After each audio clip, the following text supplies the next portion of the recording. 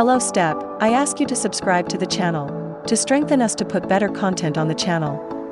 Warcraft, The First Meeting of Two Worlds is a film with a difficult mission, to prove that games can work in cinema while pleasing the established fanbase and those who still don't know the story.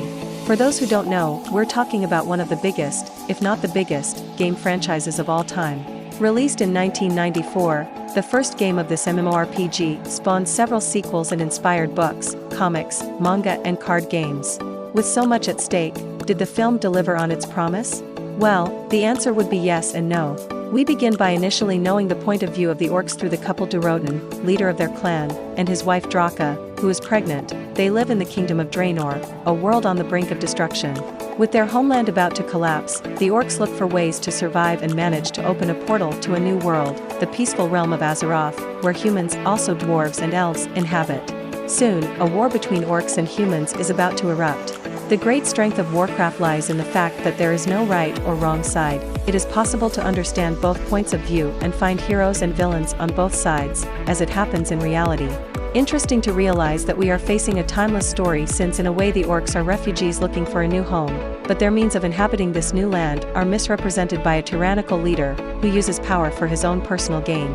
Does anything sound familiar with the reality we live in? Director and screenwriter Duncan Jones had the difficult task of balancing faithfully transposing game storytelling to cinema and at the same time inserting fan service. The film's premise is simple and practically the same as the games, but the excess of characters presented in just over 2 hours ends up bloating the story too much and prevents the proper development of some of the characters, taking away part of the experience. This happens because the film doesn't have as many hours as a game to tell its story. It is very clear that those who are already familiar with the plot from the game will be able to enjoy it much more. However, the film is made for everyone, but perhaps it would be better to bet on a smaller number of characters that could be better explored. Another issue worth mentioning is computer graphics. The long depends a lot on CG, and most of the time the effects don't disappoint, especially in relation to the orcs, which are amazing.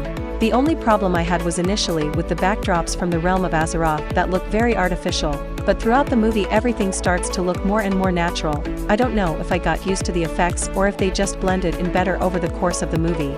And it doesn't bother you.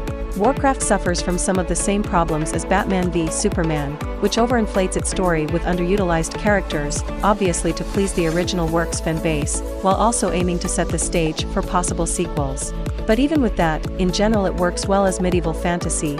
We have an interesting story involving white peoples, wars, epic moments and characters that, even not so well explored in this long, can grow.